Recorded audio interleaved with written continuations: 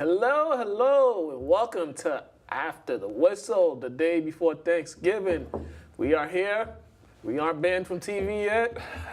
He's back once again, Mr. Todd Burton Jr., and we're going to send you guys off on Thanksgiving the right way, so you guys just bear with us for the next hour or so, whatever time we got here. We got a lot to talk about, so what's going on, man? Man, nothing, man. Just trying to stay warm.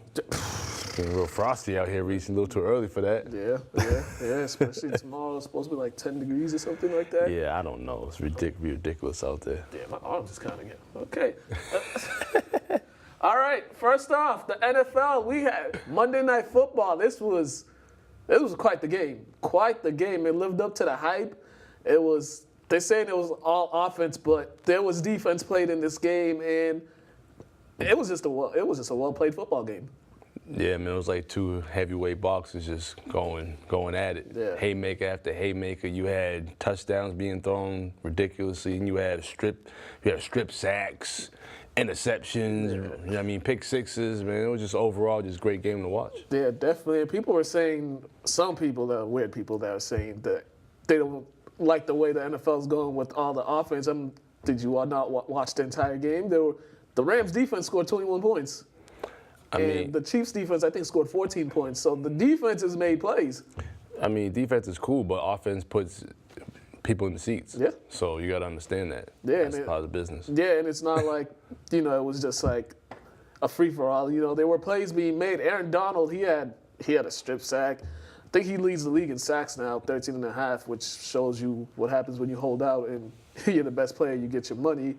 And Marcus Peters, he had a key interception and playing against his old team. I think, and I didn't make it to the gym because I was up watching this game. I mean, touche, you got my text at 5 a.m. But like I was telling you last night over the phone, like it was an overall great game. I just felt Patrick Mahomes, right? Mahomes. I felt like that point when he just took the sack, I felt like the moment got too big for him. When he pulled the Brady. Yeah, he pulled the Brady and just gave him the sack. And I get it. It's just due to the situation.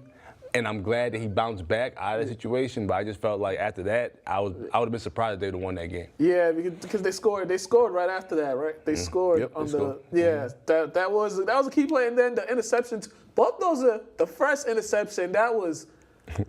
It was a bad throw, but that was just one heck of a play because usually when the ball gets batted like that, it goes to the ground. It just floated right into his hands. And the other interception, you want to block the guy. Yeah, that was just weird. But, yeah. And then the third one, it's just like, all right, I'm just gonna try to make something out of nothing. But overall, it was a great game. The Chiefs, they got a bye now, but they're 9-2 still.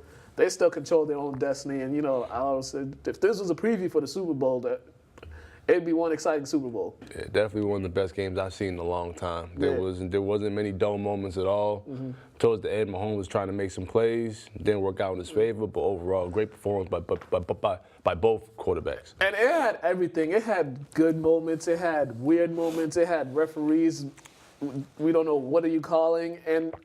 The Rams, they had a moment with the clock management. They got the ball back, and they had it was like a minute or something, or 2 minutes left. And instead of running the ball to kill the clock, they threw it. The guy goes out of bounds. They threw it again, incomplete. And, it was just awkward time management for them.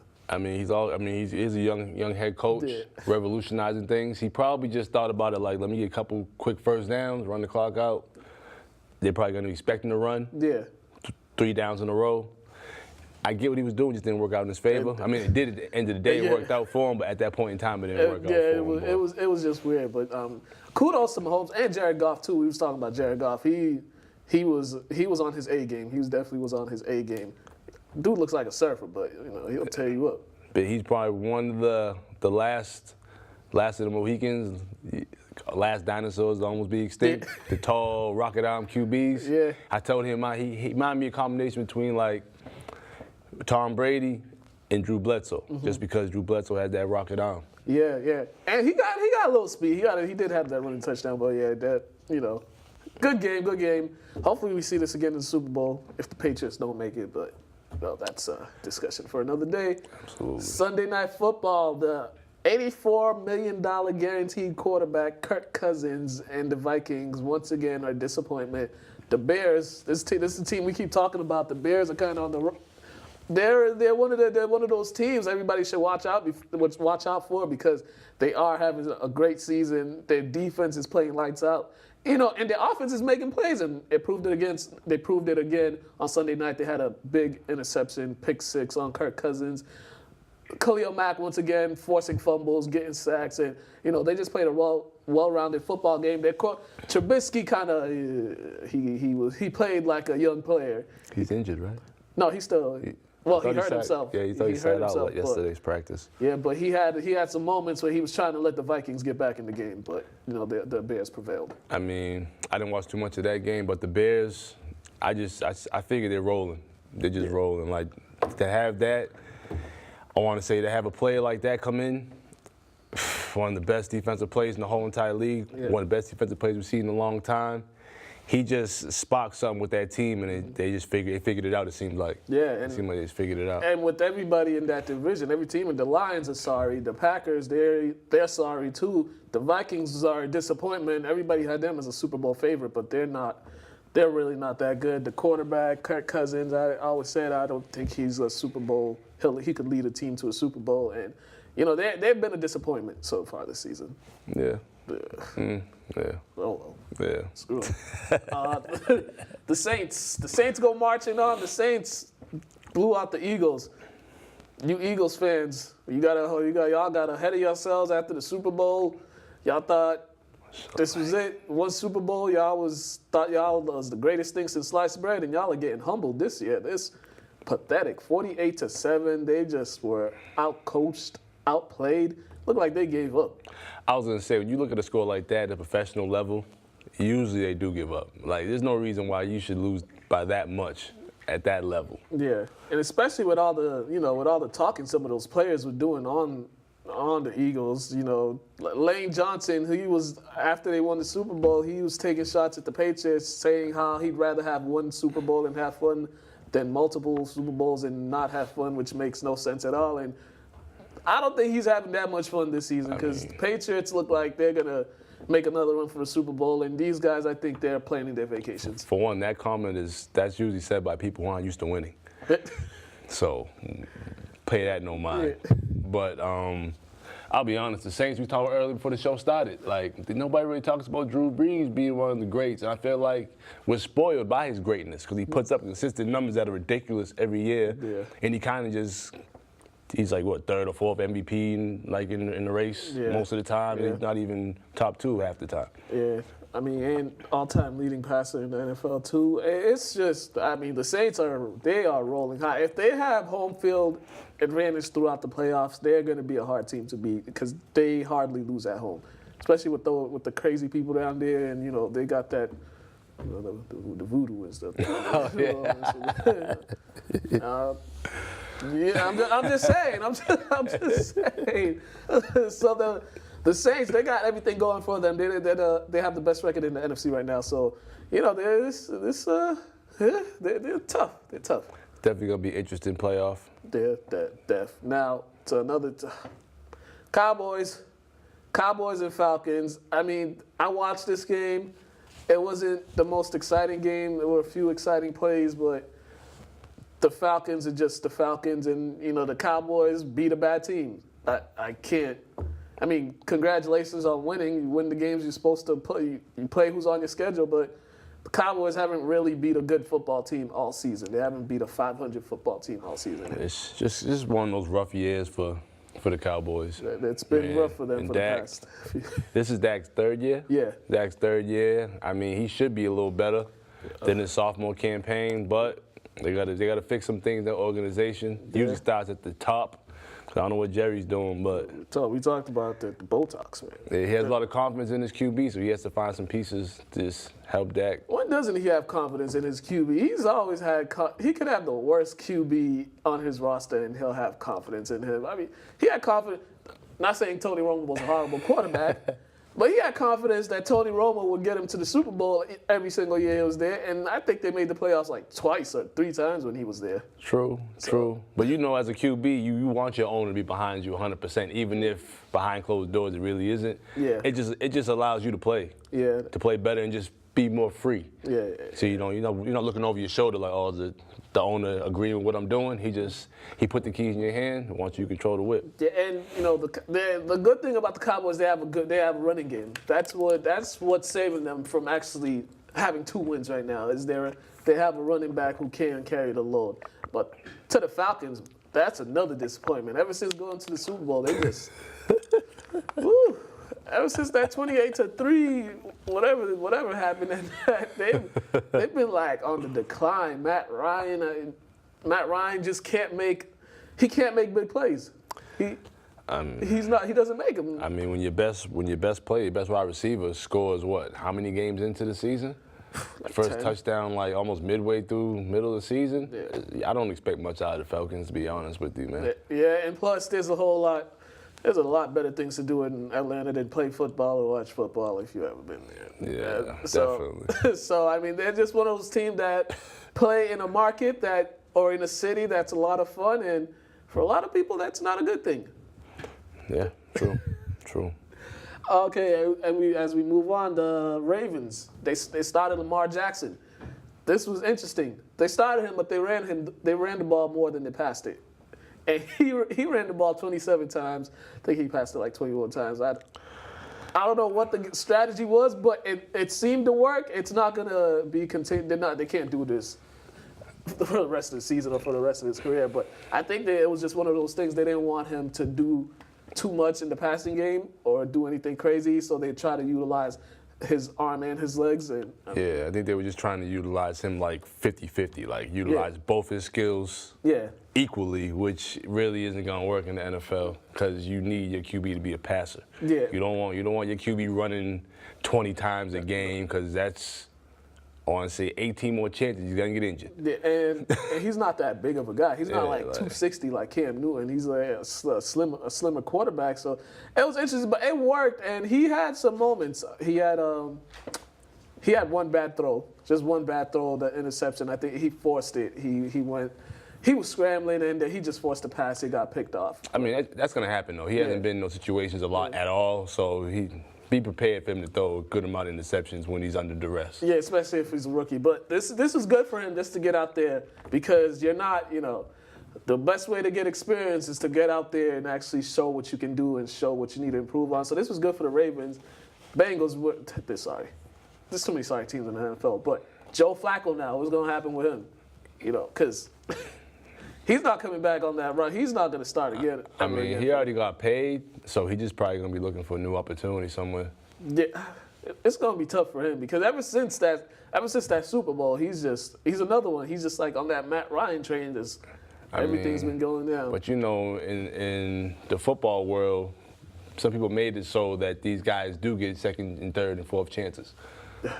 Yeah. Unfortunately, so. This is true. So yeah, he'll get a look somewhere. Yeah, I know a few teams that are probably going to be knocking on his door as soon as the season's over, and it's. And I always say too, when you're in the professional world, once you're part of that fraternity, they're gonna look out for you a couple times until they realize you're just no good anymore. I.e. Donovan McNabb.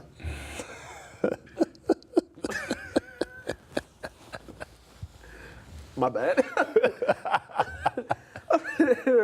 Oh, another quarterback. Speaking of looking out for you, Alex Smith. He's another one. He can be put in that category. He'll always have a job, but he had one of those Joe Theismann injuries.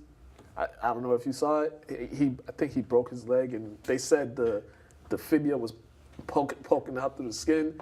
So it was one of those freak plays. So his season's over. It was pretty bad.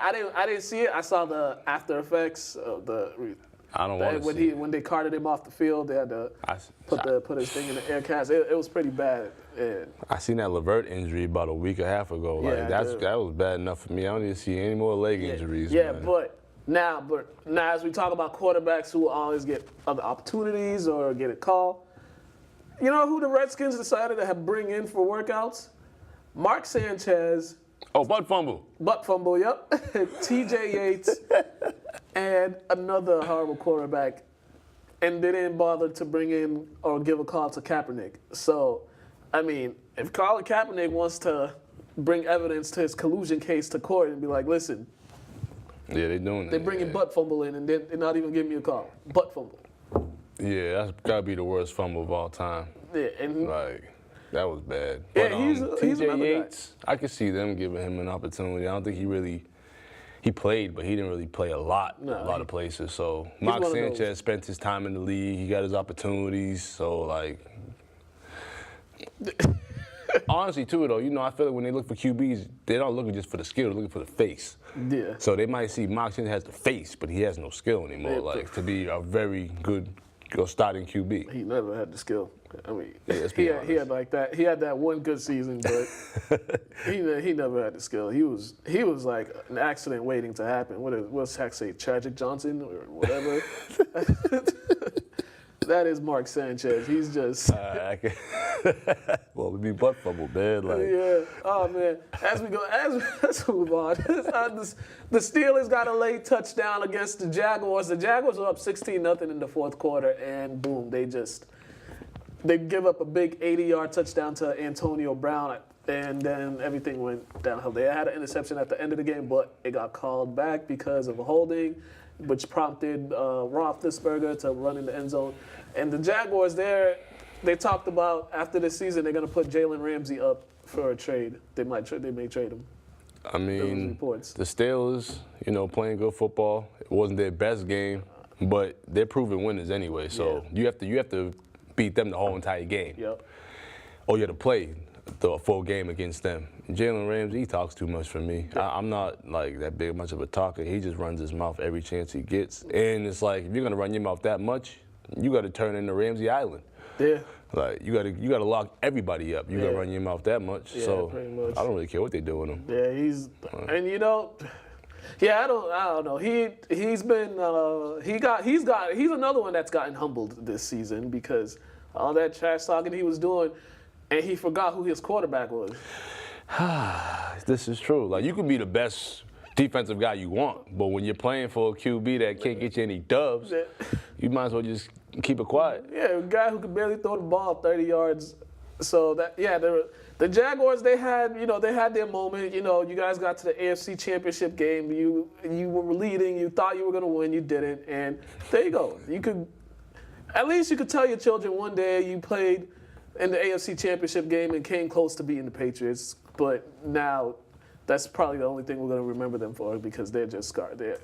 They're not the team that everybody thought they were going to be. This is true. Yeah, so this is true. So a lot of teams are like that this year. Yeah. Oh, so screw them. The Panthers. This one we was talking about this. Panthers. You know, they went for two. They were down.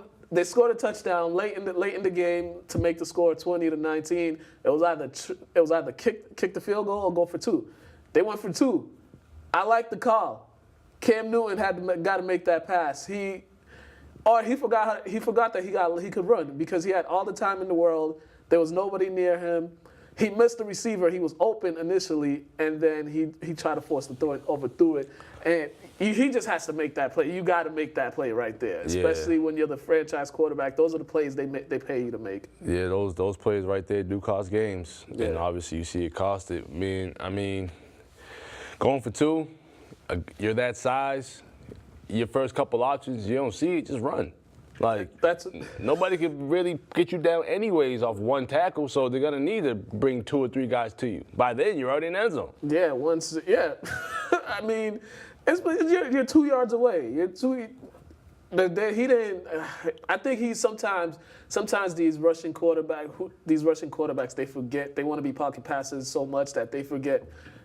I mean, probably they've probably been told for so long you got to stay in the pocket. Yeah. And so when they utilize their legs and the coaches allow them to, sometimes they second guess themselves in their own skill. Probably. Yeah. But one thing you shouldn't second guess yourself is when you're right there in the red zone. You shouldn't second guess yourself at that point. Maybe you're like at the 50-yard line, you can second guess, but not in the red zone. That's you got to score that touchdown. Especially they're in the lead for the wild card right now. They've lost 2 in a row, but they need to start putting together these wins because they got some teams creeping up on them for that wild card. If they don't finish the season strong, they could be home for the playoffs. And at the end of the day, you got to score. Yeah. Score regardless of how you have to score, but score. Yeah, get that ball in the end zone. And I've seen him do crazy things like jump over 3 people and just, dunk the ball on someone's helmet. Right? So, I mean, yeah. For team, we forgot to talk about the Colts. They're streaking. Andrew Luck, he's got 7 or 8 games in a row where he's thrown 3 touchdowns. They've won a few games in a row right now. They, just completely demolished the Titans. Once again, how the Patriots lose to the Titans, I don't know, but the Colts, that's a team that people should be talking about. They're kind of sneaking up on people. I mean, Andrew Luck's having a great year. Yeah. It's like a rebirth. They were talking about he might be one of the leaders in Offensive Player of the Year, one of the candidates. Once again, rebirth, like we said earlier a couple weeks ago. Like, it seemed like he has a newfound joy for the game, and once you have that, it's totally different. Yeah, and he's second in the league in touchdown throws. Mahomes is number 1, but he's second in the league, and this is very impressive for a guy who didn't play at all last year. And it's just good to see that his playmakers are actually making plays. They actually tried to throw him a touchdown pass. They ran a play. Eric Ebram threw him the ball in the end zone. He braided it? No, he didn't Brady it. It was actually overthrown. I didn't see that play actually. Yeah, he laid out for it, and it didn't work out. But see, I respect somebody laying out for it rather than letting it just tip and fall out your hand. Yeah, I don't know. Yeah, I can't even defend that. I can't. I mean, all right. Lastly, in the NFL, the Tampa Bay Buccaneers are back with their quarterback shuffle. Out goes Connor Fitzpatrick, comes turnover Jameis. Actually, Jameis brought them back in the game. They were down a lot to the Giants. He brought him back, got the lead down 28-31. They got the ball back, and Jameis threw an interception. But the Giants they're actually looking like the talented team that they were, that people thought they would be. Granted, they've been playing. The last 2 games they won have been against horrible teams, but they're actually looking like the offense people were expecting to see this season. Yeah, I'm thinking it might be a little late. Yeah. A little late, but that's good for the Giants. Yeah, I mean, we don't need to see them. Yeah, that is true. I mean, at least they ain't fighting for the number 1 pick. True. This is true. And the Buccaneers, man, I think you probably need to give your QBs like every other game off. Like, I don't understand what they're doing over there. You need to leave Connor in there. Let him slang that thing. These 2 quarterbacks, it's like, one will turn the ball over to bring the other one back in there. That's these 2 quarterbacks, because they'll give you the opportunities to, get back in the game. And Jameis, he got a clause in his contract. If he actually gets injured and doesn't play, they got to give him $20 million. Really? Yeah, so he need to injure himself and get that. Oh, man. Yeah, that was interesting. And I do know the man's name is Ryan. I do know his real name. No, he's Connor now. He's forever Connor Fitzpatrick. Fantasy No Huddle with Craig. He's going to give you some sleepers, some people to pick. We haven't seen him in a while, so Fantasy No Huddle, we come back, we talk the NBA. My boy Craig. Oh, snap. Craig. What's up, everybody? Welcome to No Huddle, here on After the Whistle. I'm here this week to give you my sleeper performers of the week. These are going to be the guys I think that, you might not be looking at, but they're going to put up big numbers I believe that they're going to put up big numbers this week. So starting off with the quarterbacks, my 2 quarterbacks this week are going to be Baker Mayfield and Nick Mullins. If you are desperate for a quarterback, Baker Mayfield and Mullins, I think, are going to have big weeks. I think they're going to go up over 20 points. For wide receivers, Valdez-Scantling. I know he had a terrible week for you this past week. I know he hasn't been looking like the shining star, but I do believe that he has a good week this week going up against the Vikings. Ty Williams, another person who's been a little bit on a downward spiral, but I think he gets his magical play where he breaks away from the defense, that one-trick pony, and gets the big touchdown. Kenny Stills. I like Kenny Stills this week, and I think that this is going to be the comeback game for him. So definitely look to Kenny Stills to have a return game for you if you need a desperation wide receiver. And then Golden Tate. Golden Tate hasn't really been performing for the Eagles, but he's had a few weeks to dust off those cobwebs, and I think this will be the week that he returns to form and has some good performance for you. For running backs, extreme sleepers for the running back position. These are guys that you probably wouldn't normally start, but whereas you might have some guys on bye weeks or some guys not looking really good on matchups. Dion Lewis for the Titans. Derrick Henry was looking like he was going to come back, but I don't think that's going to happen. So look to Dion Lewis to be the guy to get the job done. Peyton Barber, touchdown reliant, very much so. But I'm liking his matchup this week against the Cowboys. I think he sneaks in the end zone on the goal line. Dalvin Cook, terrible week. Only 2 points in fantasy football. But I think Dalvin Cook going up against Green Bay, whose defense is extremely depleted, like just run through the mill. So I think Dalvin Cook is going to break through that defensive line and get his touches. And then the biggest sleeper for me is going to be Austin Eckler. I know that he started off the season really well and then just completely spiraled down. I think he has a decent week this week against the Cardinals, and that's a running back that I'd be willing to throw in the flex. My two tight ends, take it with a grain of salt, but Austin Hooper and David Njoku. Hooper is, the best tight end for Atlanta. They have a good matchup going up against the Saints, and if that offensive line can hold off some time for Matt Ryan, I think Hooper is going to be the red zone target. And then same thing for David Njoku. If they can hold the offensive can hold off that defensive line, I think David Njoku is going to be a good red zone target, which means touchdowns. So I expect 1 to 2 touchdowns for Njoku if they can get it going. And then finally, for the defenses, huge sleeper defenses. I'm talking about you don't expect it to happen, but if it goes the way you hope, these defenses could be prize pigs for you. And I'm going with Indianapolis Colts because they're going up against Miami. And I don't necessarily believe in Miami's offense right now. I do like Kenny Stills, like I said. But I think the Colts are going to get at the quarterback. Supposedly Ryan Tannehill is coming back, and that doesn't make me feel good about the Miami Dolphins. It might even make me feel worse. So I think that the Colts are going to get at the quarterback. I think that they're going to get interceptions, and I think that maybe even a pick six. I'm feeling really good about the Colts defense. Not good enough to start them. I'm not going to do that. But if you're in desperation mode for a defense and you are willing to roll the dice on the Colts. And then finally, the San Francisco 49ers. I really like their matchup going up against the Bucks.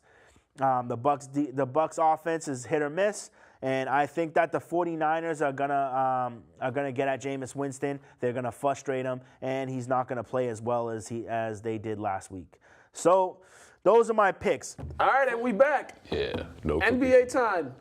NBA time. First off, Melo Man. He's no longer with the Rockets. So, I mean, at this point, what's going to happen now with Melo? Do you think somebody's going to pick him up? Yeah, somebody's going to pick up Melo just because Melo's Melo still. He's still Melo. You just got to allow him to be Melo. Yeah. You know what I mean? At least give him a chance. But I feel like I heard the Spurs might have been looking at him.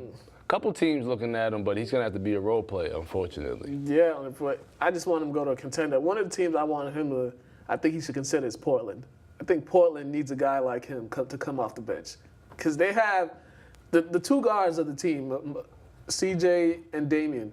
Those guys, they're gonna get theirs, but if their third options are, they're always inconsistent. It'll be one day Al-Farouq Aminu, he'll have a big game. Then what's his name, Nurkic?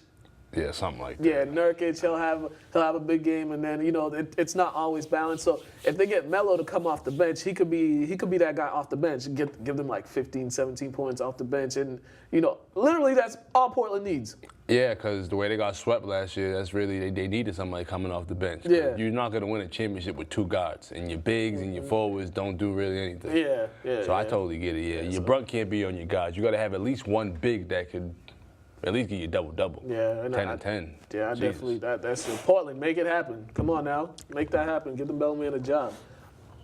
In other NBA news, the Wizards, the drama with the Wizards. So I don't know if you saw this story. There was a story out, I think it was yesterday or the day before, that there was a heated practice. Words were exchanged, fights was happening, John Wall cursing at the coach, Jeff Green and John Wall getting into it, Bradley Beal saying to the owner, I've been dealing with this for 7 years. That's just a team that don't like each other.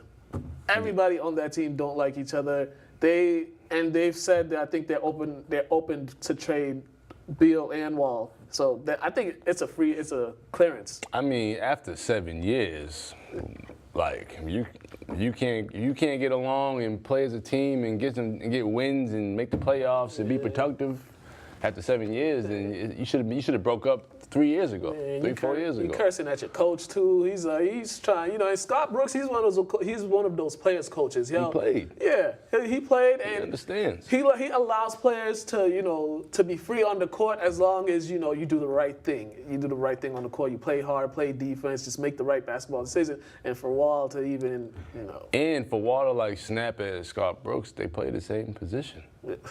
So he understands the grind of being a professional NBA point guard. So, but you don't really know how Scott Brooks is in practices, if he's like a softie or if he's real hard. You know what I mean? You don't really know. I'll say this: when he was, because he was in OKC dealing with Durant and Westbrook when they were young, and there was everybody that said he was one of the most easygoing coaches. One of the most understanding coaches when he was with those guys, especially. I mean, Westbrook. I mean, he's a headache, but he liked playing for him. Westbrook liked playing for him. That's what I'll say about that. And Wall, he just needed to stay off that Henny. But I will say though, maybe like you said with the Westbrook and KD thing, maybe he's not that good at managing star power. Maybe. You know what I mean? Like how they say Phil. Yeah. He was okay with X's and O's, but he was great at managing the team. Yeah. Managing the star power. Maybe some coaches are great X's and O's, but just can't control their plays. And this dude John Wall be on that Henny, man. He be. And they all adults too, so you can only say so much to a grown man before he tells you to do whatever you want to yourself. And it's funny you say that because I was watching. They won last night. Yeah, they came back. They had a big comeback. What was it, down 20, 24? 25 or something. 25, like and I was watching the Morris twins interview, and he was saying he doesn't even know who was saying some of the stuff. No. So he's like the way he's hearing it, that is from like people behind closed doors saying it. Nobody's even coming out and speaking up and saying it. So yeah, he doesn't even know what's going on. That's the NBA. That we always have these anonymous players, anonymous on the same team too. Like that's corny. Yeah, that is corny. But I mean, all we know is the Wizards. By the time the trade deadline comes around, they're going to be a whole different team because they're getting rid of everybody at some point. Another disappointing player that we all knew should have never gone #1, Markelle Fultz. He is sidelined with a shoulder injury again. Did you see his latest free throws? You see his pump fake? No, yeah, I saw that. Did you see his latest free throws stat? He did something like this, and then For real? Yeah. This might be worse than the Anthony Bennett pick. Yeah, because he's actually like Anthony Bennett. Like you already know what you're gonna get with him. He was a big tweener. Yeah. Markelle Fultz is supposed to be just a good, solid point guard shooting like a solid guard. Like I think everybody going into that draft knew he should not have been the #1 pick. I think, especially when you were this highly recruited player and you go to UW and you can't even get them in the tournament. And so I mean. We knew he was good, but it wasn't not #1 overall pick. And the Philly, they traded up to get him. They had Tatum right there, and Excuse me.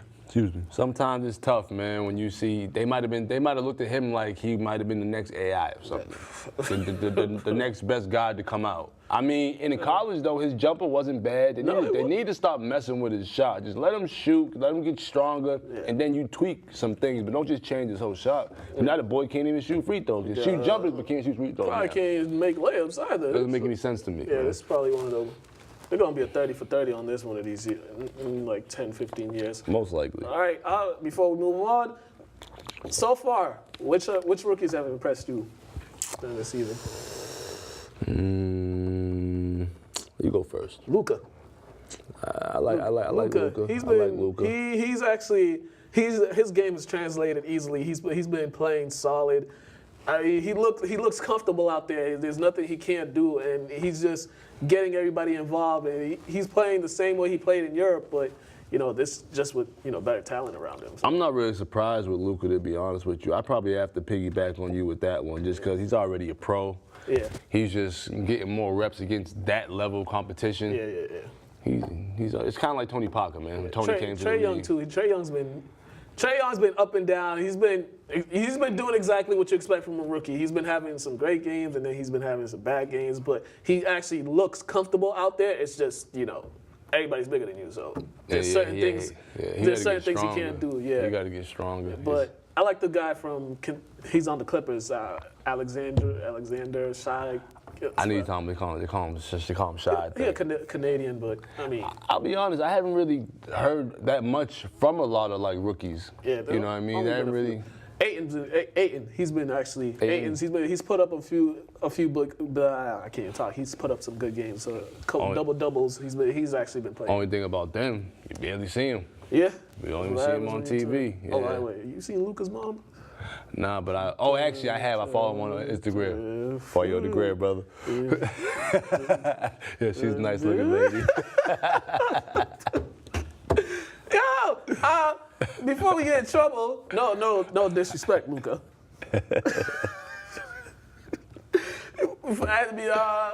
I lost where we were at. Major League Baseball, Mookie Betts was the AL MVP, well deserved. That guy had one great season. It's crazy. I don't think Alex Cora won Coach of the Year, which makes no sense because they had the best record throughout the league. He was a new guy in town. I think he should have won. Who won it though? I honestly can't even remember. But I know there was some things about him. But Mookie Betts, good job for him. I thought it was gonna be him or Martinez, but the Red Sox taking all these trophies, all these major league trophies. So hopefully they repeat next year. Yeah, that'll be good. That'll be the first, right? Yeah. They never repeated. They never repeated. We've been fortunate to see a lot of championships though in our lifetime, man. Yeah, this is very true. We have a Bruins update. Our hockey knowledge is not that well, but we're gonna give it a try. The Bruins right now are 11-6, and they're 7-2 at home, 4-4 on the road. I don't even know what to say about the Bruins, but they're doing well. I mean, so what are they in the middle of the division? Yeah. It's 11-6. I know the top division I think is at 20-5 or something like that. Yeah. Pasternak, Bergeron, they lead the team in points with 26 each. Brad Marchand, I think Marchand and Bergeron are hurt right now, so they'll bounce back. But so far so good for the Bruins. They're playing solid hockey at this point. We'll talk more about them when the calendar year turns around. But so far for the Bruins, they've got some good games under their belt. They're fifth in the Atlantic Division. I believe they have upcoming game. Let me see. They got a game tonight actually against Detroit, against the Detroit Red Wings. They won Saturday at Arizona 2-1. So, so far so good for the Bruins. We'll keep you updated with our hockey knowledge. Right now, this is just a little skim through. I seen a couple of cool plays last week though. Yeah. I think I told you about. I think it might have been the Tampa Bay Lightning when the goalie saved it.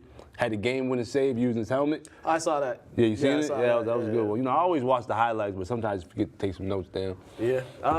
And college basketball, Penny Hardaway. He's on the recruiting trail. He just secured one of the top recruits, James Wiseman. So first big recruit for him. Penny, this is year 1 under the belt. I think it's just going to keep going for him because honestly, I think he got a few players.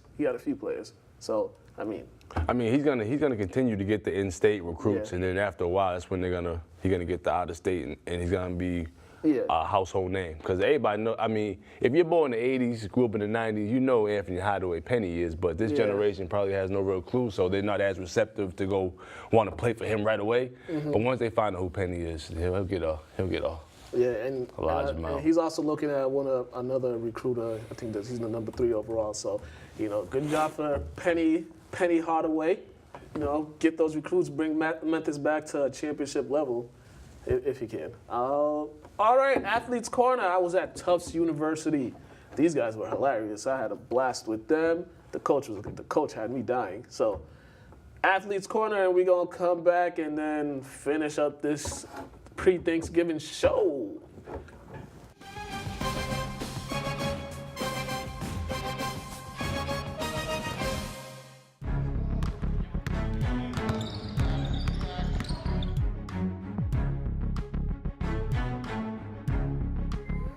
Welcome to another edition of Athletes Corner. I'm here at Tufts University. I'm here with Junior Eric Savage. I'm here with Coach Sheldon. He's trying to recruit me. I think I'm past that limit of playing. My playing days over these knees. But I'm here. It's our loss. It's our loss.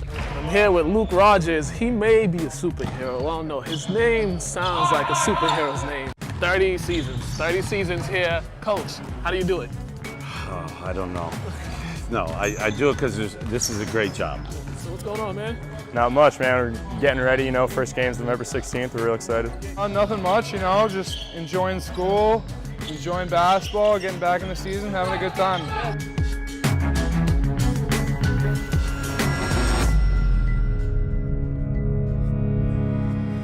You got the seasons opening up a few weeks, and all these scrimmages and practices. It's exciting stuff, man. Obviously getting started, we always look forward to November 1st, so to be out here, practice number 3, just getting ready for the first game. You guys are a fairly young team. You have one senior on the team, a lot of underclassmen. So what's it gonna take for this team to get over that hump, to be the top team in the conference? It's going to be tough. Our conference is real good, year in and year out, they're very good. But, we're kind of looking at it as a 2-year program. We're going to have everybody here except for that one guy, one senior, for the next 2 years. So we're starting really with the fundamentals, and we're going to build a program. And, we hope we have some success this year, but we're really looking long term and trying to get them to buy all in. I think we're a good enough team. We can compete with anyone.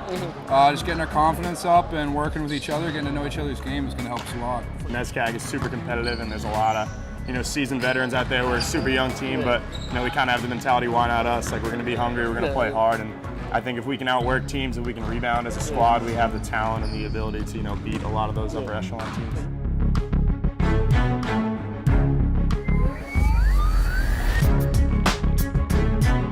Some things that you've been working on during the summer that it's going to help you become a better player this season?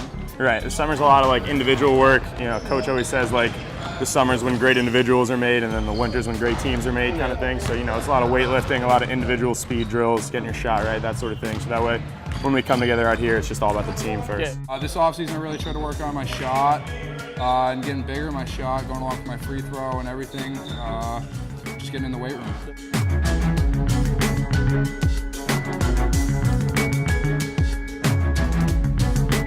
What do you think you guys learned from last season that it's going to help you guys be a better team this season? Right. Last season, I think we had a lot of talent, a lot of great guys, but I think it's fair to say that we underachieved a little bit. We're going to have to depend on some young guys to step up and be players, but I'm excited about it. I think we got some talent, and it'll be fun. We've got a fairly young group, so it's really cool to see kind of the evolution just in a short time with our coaches. I think our defense definitely we've got to work on, but our communication is there and the effort's there, so we got a lot of good things going for us. What do you guys, this season, what are some things offensively that you guys are hoping to do better than you did last year? Offensively, we're really going to share the ball, get some good passing in and good hard cuts, really using all of our energy in the right way, trying not to waste anything. What keeps you up at night? What keeps you motivated just to come in, just to coaching these young men? Again, it's the personalities of the players. You know, we recruit hard. And people think you don't recruit at D3, but we do. We're out there all summer. We're out at AAU and tournaments and stuff.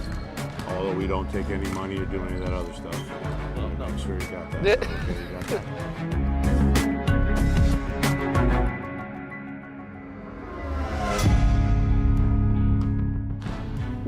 If you were to choose, which one of your teammates would you choose to have a shootout with me? Which With one you? would beat me? Who would beat you? Yeah, who would beat me? Oh man. This is the toughest question. I can shoot that thing. Yeah, no, I bet, man. No, I'd have to say sophomore Will Brady. He's Okay. leading 3-point percentage in the conference last year, so you got to go with the numbers. Right? All right. Down 2. You're down 2. 5 seconds left. You call a play to win the game. You want to shoot the 3. You see me over there on the sideline, on the bench. Are you bringing me in to hit that game-winning 3, coach? We will draw the play with you in mind, but we'll have another guy take the shot. You see me coming on a fast break. Yeah. It's fast break. It's me and you, fast break. Are you taking away the 3 or are you forcing me to drive? Forcing me to drive. Forcing me to drive? You think I won't get it up there? Will I get it up there? Give me your shot. You give me.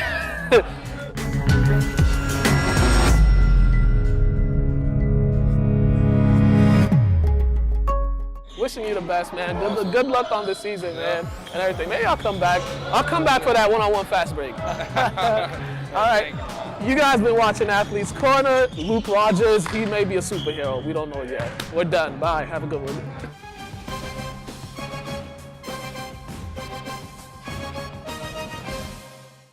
We got a minute left. College football, it's rivalry week. Alabama, Auburn, Michigan, Ohio State. Alabama, Michigan. All right, and there's no NFL. We're not doing predictions this week because mine was so bad. I need to take a break from NFL predictions. It's been sad. Yeah, I think mine was all right. Yeah, yours was way better. Mine was all right. Yeah, yours was way better than mine. Mine was terrible. Mine was terrible. Yeah, so, I mean, that is all. Happy Thanksgiving.